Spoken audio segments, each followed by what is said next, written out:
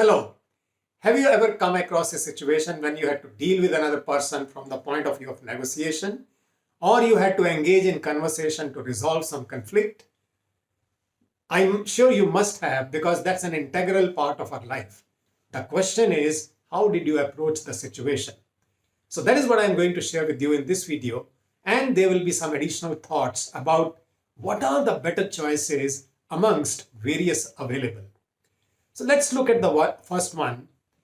In any given situation where you have to deal with another person, negotiate with another person, one of the approaches, one of the best approaches which is suggested is think win-win.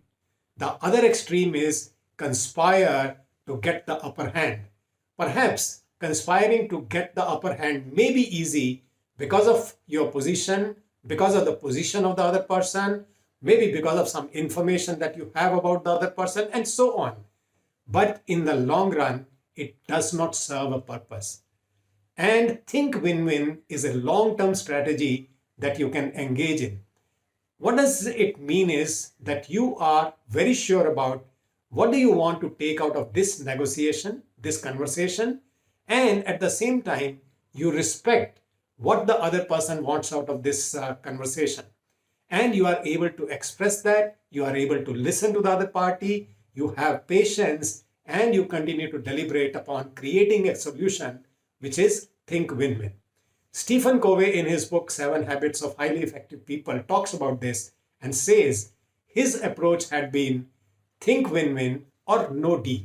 I'm repeating, think win-win or no deal. He was of the opinion that it's better to come out of the deal without getting anything rather than either win-lose or lose-win or anything else other than this.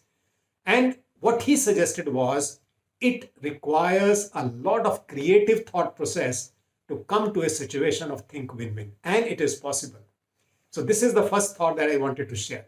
Second important thought I want to share is admit that things are beyond your control, or you can continue to break your head against the wall. Now you are exposing yourself to many such situations where you may not be able to get the complete control of the situation. And the best thing to do at that point is admit. It requires expression of vulnerability, but it is worth it, because the moment you admit that things are not in your control, you will be able to seek help from others.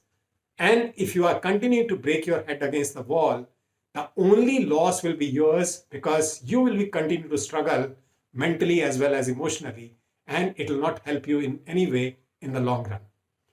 Third important point I want to share is you can voice your opinion or maintain silence. Whether you are talking about personal life or professional life, in both such situations, voicing your opinion helps. You let the world know what you believe in.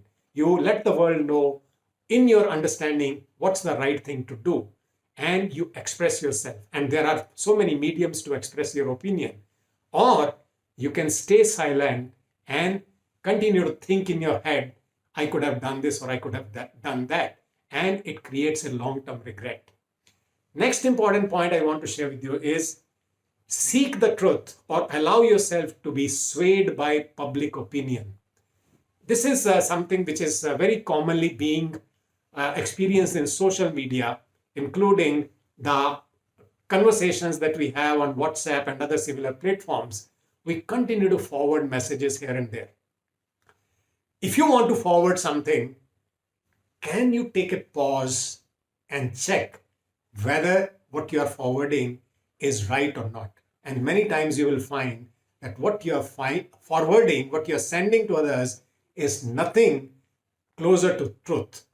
And you need to be a person who is letting the world know what the truth is. It will require some effort, it will require some research on your part, but that is the right thing to do in such a situation.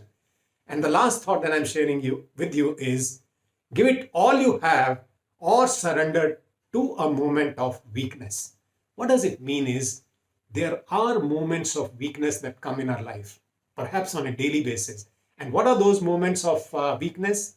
Anything that tempts you is a moment of weakness. Now, in that moment, what do you tend to do? Do you give it all you have? That means your strength of character. Do you demonstrate that? Or do you tend to fall prey to that temptation? Now, the question is, what will make you stronger over a period of time? So, in this video, I have shared with you a couple of situations where you can make a better choice, which will be useful to you in the long run, and not only for you, but also to the people around you. Start making right choices, and you see what is the kind of life you tend to create for yourself. And that requires a lot of effort. I'll see you in my next video. Thank you so much.